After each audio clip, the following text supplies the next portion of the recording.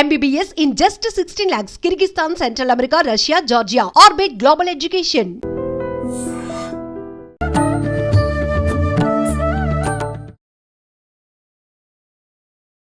నమస్కారం, welcome to I dream. ధర్మ మార్గం విత్ విజిత కార్యక్రమానికి స్వాగతం. ప్రస్తుతం మనతో పాటు ఉన్నారు ప్రముఖ జ్యోతిష్య వాస్తు పండితులు, లలిత ఉపాసకులు శ్రీ శ్రీ శ్రీ నానాజీ పట్నాయక్ గారు. ఇప్పుడు గురుగారితో మాట్లాడదాం. నమస్కారం గురుగారు. శ్రీమాత్రే నమః. గురుగారు, చాలా మంది పూజల విషయానికి వస్తే బాగా ఎక్కువగా భక్తిలో మునిగిపోతూ ఉంటారు. నిత్యం పూజలు ఇవన్నీ కూడా చేస్తూ ఉంటారు, ఆలయ దర్శనాలకు వెళ్తూ ఉంటారు. కానీ సడన్ గా ఏమైందో తెలియదు, అన్ని మానేస్తారు చేయటం. అసలు ఎటువంటి వాటిల్లోనూ పార్టిసిపేట్ చేయరు. ఎవరైనా పిలిచినా వెళ్ళడానికి కూడా ఇష్టపడనంత ఘోరంగా నాస్తికుల్లా తయారైపోతూ ఉంటారు. మరికొంతమంది అసలు పూజలు అంటేనే దూరంగా ఉండేవాళ్ళు, ఏం జరుగుతుందో తెలియదు, అకస్మాత్తుగా పూజలు, వ్రతాలు ఇలాంటి వాటిలో ఎక్కువగా ఇన్వాల్వ్ అయిపోతూ ఉంటారు. ఎందుకని ఇట్లా రెండు రకాలుగా ఈ మూడ్స్ అనేవి ఎందుకు మారిపోతుంటాయి భగవంతుడి విషయంలో వీళ్ళకి? చాలా మంచి ప్రశ్న వేశారు. ఫస్ట్ ఆఫ్ ఆల్ ఏంటంటే ఇక్కడ దీనికి దశ మార్పు అంటారు. అంటే ఆధ్యాత్మిక యోగ దశలు కొన్ని వస్తాయి. అప్పుడు వాళ్ళు కంప్లీట్ స్పిరిచువాలిటీలోకి వెళ్తారు. ఇంకొంతమందికి ఆ దశ అయిపోయి కంప్లీట్గా నాస్తికత్వంగా ఉండే దశలు వస్తాయి. అప్పుడు వాళ్ళు ఇవేమీ లేవు, ఎక్కడికి వెళ్ళినా ఏమీ రావట్లేదు. ఇదంతా కారణం ఏంటంటే ఒకటి దశలు, రెండవది భగవంతుడి మీద క్లారిటీ లేకపోవడము. ఎన్ని పూజలు చేసినా ఫలితాలు ఎందుకు రావట్లేదు అంటే ముఖ్యంగా క్లారిటీ లేకపోవడం. ఎలా అంటే ఒక అమ్మవారినో పరమేశ్వరునో ఎవరినో మనం ఒక ఏటీఎం మిషన్ లాగో ఏటీఎం కార్డ్ లాగో భావిస్తున్నాం.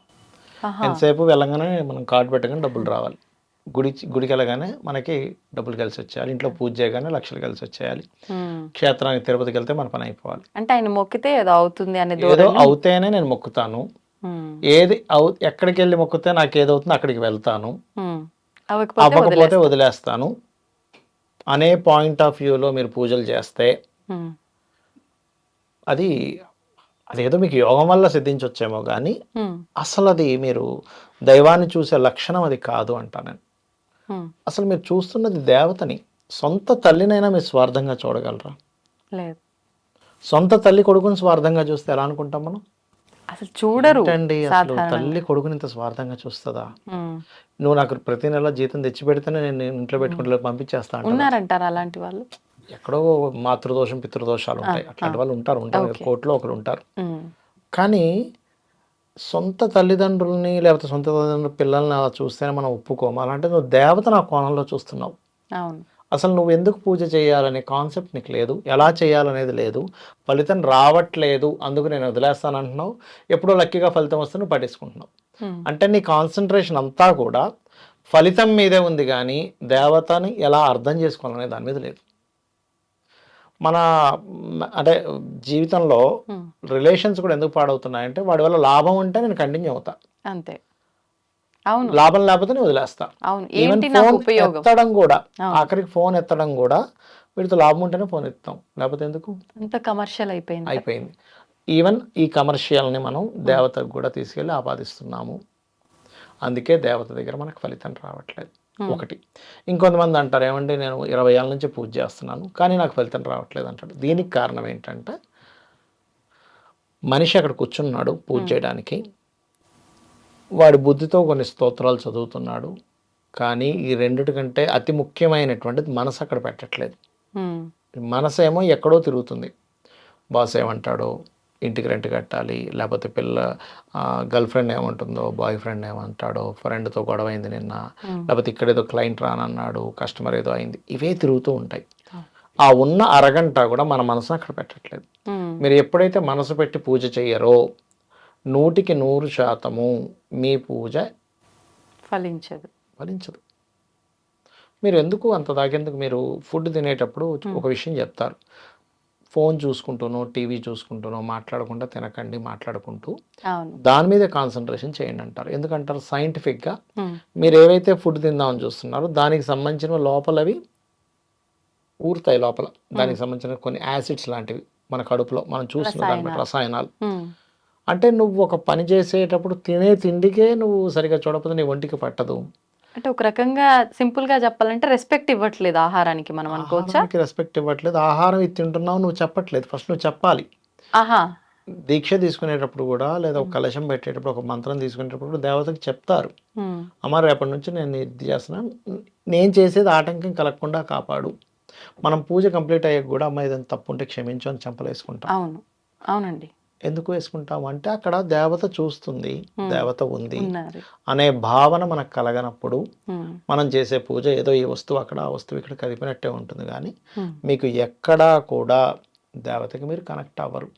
రిలేషన్ అనేది ఏర్పడకుండా ఇప్పుడు మీరు ఉన్నారు, పక్కింట్లో వాళ్ళు ఉంటారు, అసలు పక్కింటి వాళ్ళని ఎప్పుడూ పలకరించకుండా పక్కనే ఉన్నామండి, నాకే హెల్ప్ చేయలేదు అంటే అర్థం లేదు. అవును. కానీ అదే పక్కింటి వాళ్ళకి మీరు ఏదో పిండి వంట వండుకున్నప్పుడు ఇవ్వడము, వాళ్ళకి ఏదైనా కష్టం వస్తే మీరు హెల్ప్ చేయడం, ఇచ్చిపుచ్చుకోవడాలు, పలకరించడాలు, నవ్వుతూ చేస్తే మీకు ఇంట్లో ఏదో శబ్దమైందని వెంటనే పరిగెట్టుకొని వస్తారు. అవును. మీరు ఏ రిలేషన్ లేదు, ఉల్టా నువ్వు కారు ఇక్కడ పెడతావా, నా ఇంటి ముందు నువ్వు కారు పెడతావా, నా ఇంటి ముందు నీ కుక్క చుచ్చబోసింది, లేకపోతే నీ కారు మడ్గర్ నా ఇంటి ముందుకు వచ్చింది, గోడ నుంచి కొంచెం వెనక్కి జరుపు, ఇవన్నీ పెట్టుకుంటే అసలు రిలేషనే నువ్వు పక్కింటి. అయ్యో, ఇవంటారండి, పక్కింట్లో ఉన్న చెట్టు ఆకులు అవి ఇవి కొమ్మలు ఇంట్లోకి వాళ్ళతో గొడవ పెట్టుకునే వాళ్ళు కూడా ఉన్నారు. గొడవ పెట్టుకుంటారు, ఆకులు వచ్చి పడితే గొడవ పెట్టుకుంటారు. అంటే నువ్వు ఫస్ట్ నీ యొక్క తత్వంలో మార్పు లేనప్పుడు నువ్వు రోజు నిత్యం పూజ చేసిన దేవత నీ దగ్గర రాదు.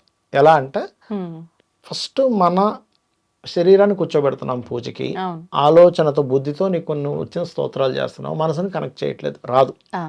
ఈ మూడు ఎప్పుడు జరుగుతాయి, ఎప్పుడు కూర్చోబెట్టగలుగుతామంటే మనం ఎప్పుడైతే కీన్గా ఉంటామో మన శరీరంతో, అంటే మన యొక్క చేత్తో ఒకరిని కొట్టడము, లేకపోతే ఒకరిని నోటితో అనడము తగ్గినప్పుడు మన బుద్ధి బాగుంటుంది. బుద్ధిలో కూడా అంటే ఎవడైనా ఏదైనా ఇప్పుడు ఒక ప్రమోషన్ వచ్చింది, వీడికి వచ్చింది నాకు రాలేదని వాడి మీద ఈర్షపడడం, ఇలాంటివి చేసినప్పుడు బుద్ధి బాగుపడుతుంది. ఈ మనిషి యొక్క శారీరకంగా బుద్ధిపరంగా బాగున్నప్పుడు మనసు వచ్చి చేరుతుంది. ఎందుకంటే ఈ రెండు చేసే యాక్టివిటీ వెనకే ఈ మనసు తిరుగుతూ ఉంటుంది. అవును, అవును. అయితే ఇక్కడ మనం చెప్పినంత ఈజీ కాదు. ఒక పూజ చేసేటప్పుడు అక్కడ మనిషి, బుద్ధి, మనసు ఈ మూడు ఉండాలి. ఉండడం చెప్పడం అంత ఈజీ కాదు. ఎప్పుడు సాధ్యము అంటే ఫస్ట్ నీ మనసు యాక్సెప్ట్ చేయదు, దేవుడు ఉన్నాడని కంప్లీట్ యాక్సెప్టెన్సీ లేదు మనిషికి. ఏదో ఉండొచ్చు, మా నాన్న పిచ్చోడేం కాదు కదా, ఉన్నాడేమో, ఉంటే నేను చేస్తే ఇస్తాడో ఇవ్వడో. కానీ నిజం చెప్తున్నాను, మీరు గనక త్రికరణ శుద్ధిగా అంటే మనసుని, బుద్ధిని, మీ యొక్క త్రికరణ శుద్ధితో మీరు ఒక మంత్రం చదివితే కొన్ని రోజుల్లో మీకు దర్శనం జరుగుతుంది. భగవద్ దర్శనం 100% జరుగుతుంది. అందులో 1% కూడా డౌట్ లేదు. కాకపోతే మీరు యాక్సెప్ట్ చేయాలి, నాకు దర్శనం జరగాలి, అమ్మవారిని చూడాలి. అయితే ఇవన్నీ జరగాలంటే మొట్టమొదటిగా మీరు చేయాల్సింది ఏమిటి, అసలు దేవత గురించి తెలుసుకోవాలి. ఏ రకంగా? ఉపనిషత్తులు, రామాయణ మహాభారతాలు మీరు చదివితే తెలుస్తుంది. ఇంద్రుడు వచ్చాడు, అర్జునుడిని ఇంద్రుడు తీసుకెళ్ళాడు, అంటే ఇంద్రలోకం ఉంది, స్వర్గం ఉంది, నరకం ఉంది, యముడు ఉన్నాడు, దేవతలు ఉన్నారు, దేవతా గణం ఉంది, ఈశ్వరుడు ఇలా స్పందిస్తాడు. స్వయంగా ఈశ్వరుడు పాశుపత మంత్రాన్ని ఇచ్చాడు, అర్జునుడికి ఇచ్చాడు. అది ఎలా ఇచ్చాడు? శరీరంతో అర్జునుడు వెళ్ళాడు, ఎవరు వెళ్ళలేదు ఇప్పటిదాకా స్వర్గానికి. అలా ఏదో కొంతమంది వెళ్ళారని చెప్తుంటారు. అలా ఏంటంటే మనకి అవన్నీ మీకు కనెక్ట్ అయినప్పుడు అప్పుడు మీరు భగవంతుణ్ణి, అమ్మవారిని నమ్మడం స్టార్ట్ చేస్తాడు. ఉందని నమ్మకం కలిగి మనసు యాక్సెప్ట్ చేసిన తర్వాత అప్పుడు మీరు చేసే పూజాది విధానాల్లో చాలా తేడా ఉంటుంది. మీరు నమ్మి మనసు యాక్సెప్ట్ చేసినప్పుడు చేసే పూజలకి, చేయనప్పుడు చేసే పూజకి 100% తేడా ఉంటుంది. అప్పుడు మీరు చేసే పూజ ఫలిస్తుంది, అప్పుడు మీకు అది కనెక్ట్ అవుతుంది. ఇంకోటి ఏంటి, మనము ఎంతసేపు పూజ చేయడం అనేటువంటిది ఏదో మన కష్టం తీరాలని చేస్తారు, నేను కాదనట్లేదు, తప్పు పట్టట్లేదు నేను దాన్ని. కానీ మనిషిగా జన్మెత్తామంటే 84 లక్షల జీవరాశుల్లో గొప్పది మనిషి జన్మ. ఇక్కడి నుంచి మనం సాధన చేసి దీంట్లోకి వెళ్ళాలి.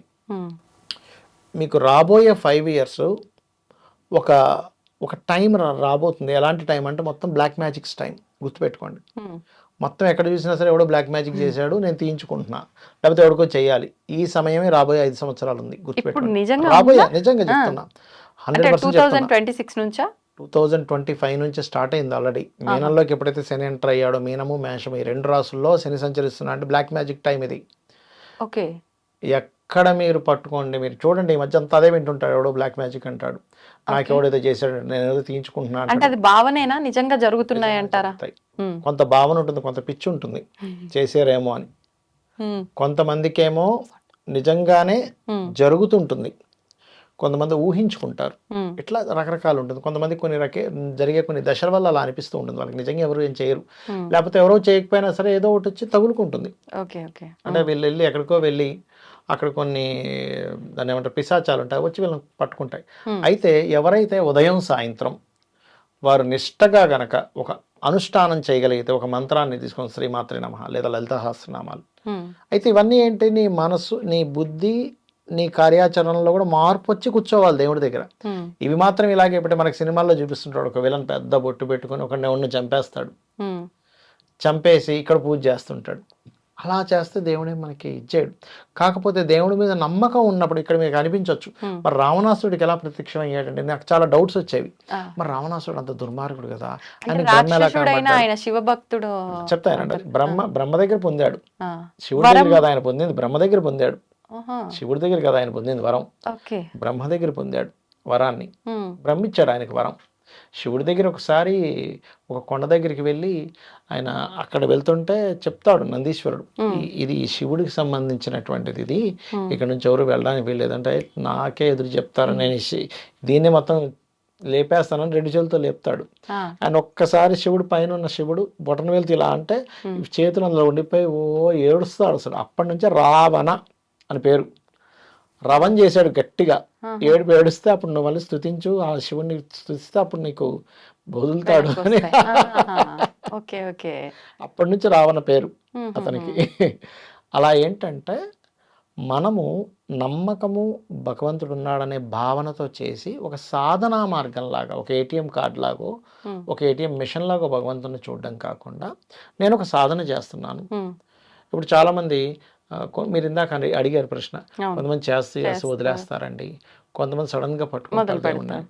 ఇప్పుడు మీరు గనక మీరున్నారు, ఇప్పుడు మీరు ఎగ్జాంపుల్ నెలకు ఒక ఉదాహరణ చెప్తున్నా, మీరు అనేది సమ్ ఎక్స్పర్ట్ ఒక 50,000 సంపాదిస్తున్నాడు, ₹1,00,000 సంపాదిస్తున్నాడు అనుకుందాం, లేకపోతే 20,000 తక్కువ శాలరీ చేస్తున్నాడు. తల్లి ఉంది, మీకు 4 డబ్బులు రాగానే అంటే 20,000 శాలరీ చేసే వ్యక్తికి సడన్గా లైఫ్లో ఒక 2 లక్షలకు 3 లక్షలకు చేరుకున్నాడు, తల్లిని వదిలేస్తాడా? వదిలేయరు. ఎందుకు వదలడు అంటే తల్లికి ఇంకా అమ్మ నేను డూప్లెక్స్ తీసుకుంటా, నీకు పెద్ద రూమ్ ఉంటుంది పూజ చేసుకోవడానికి, ఇంకా బాగా చూసుకుంటా, పక్కన ప్లేస్ ఉంటుంది, నువ్వు అక్కడ పువ్వులు పండించుకోవచ్చు, నీ పుష్పాలన్నీ నువ్వు కొనుక్కోవాల్సిన పని లేదు, నీ పుష్పాలు నువ్వు తీసుకెళ్ళి చేసుకోవచ్చు, నీకు మొక్కలంటే ఇష్టం కదా. ఇంకా కోటీశ్వరుడు అయితే ఇంకా తల్లిని ఇంకా బాగా చూసుకుంటాడు, బాగుంటాయి. అవును, ఎందుకు ఒక రిలేషన్ ఉంది, తల్లి అని ఒక రిలేషన్ ఎలా ఉందో దేవత కూడా నా తల్లి అనే రిలేషన్లో ఉండాలి. ఎప్పుడైతే ఆ రిలేషన్ లేదో మనము నాకు నీ నుంచి ఏమీ రావట్లేదు కాబట్టి ఒక బిజినెస్ ఇలా చేయకూడదు, భగవంతుడితో చేయాల్సిన బిజినెస్ కాదు. అందరూ ఏమంటారు పూజలు చేసేవాడిని బిజినెస్ అంటే, ఏమంటే పూజలు చేసేవాడు ఇంకా పర్లేదు, వాడు ఆ రకంగా అయినా చేస్తున్నాడు.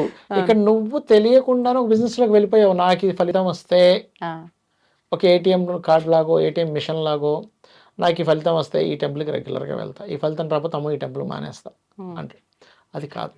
నువ్వు తల్లిని చూసినట్టు, ఒక తల్లి బిడ్డను చూసినట్టు, నల్లగా ఉన్నా తెల్లగా ఉన్నా పొట్టిగా ఉన్నా పొడవుగా ఉన్నా బిడ్డని యాక్సెప్ట్ చేస్తుంది తల్లి. అవును అవును, ఎందుకంటే నా బిడ్డ, అట్లాగే నా తల్లి, నా అమ్మవారు, నా ఈశ్వరుడు అని ఎప్పుడైతే మనం ఫీల్ అవుతామో అదే రకంగా మనం ఉపచారాలు చేస్తాం.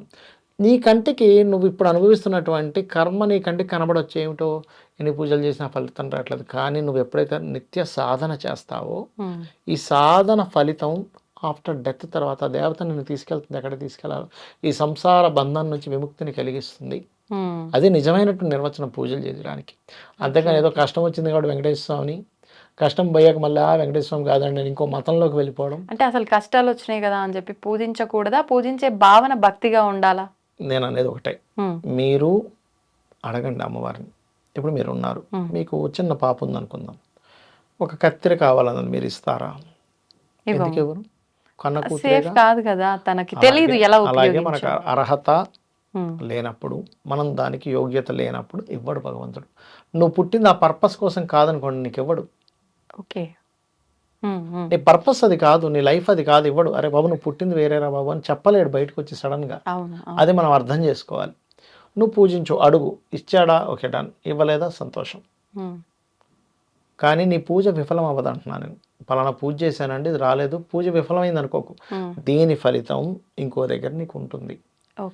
దీని ఫలితం ఇంకోటి ఏదో విపత్తు రావాల్సింది ఆపిండి ఉంటుంది, పెద్ద విపత్తు ఏదో రావాల్సింది ఆపి ఉంటుంది.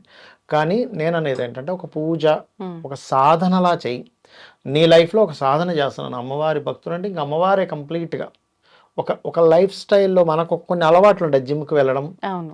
బాడీ బాగుండడానికి, ఉమ్, అలాగే నేను ఏదో న్యూట్రిషన్గా నేను ఒక ఫుడ్ పాటిస్తున్నాను, అవును. లేకపోతే కొన్ని జీకే జనరల్ నాలెడ్జ్ పెంచుకుంటున్నాను, ఉమ్, సొసైటీలో కొంతమందితో నేను సర్కిల్ పెంచుకుంటున్నాను. ఇవన్నీ ఎలాగైతే మనిషికి లైఫ్లో అవసరమో అవును.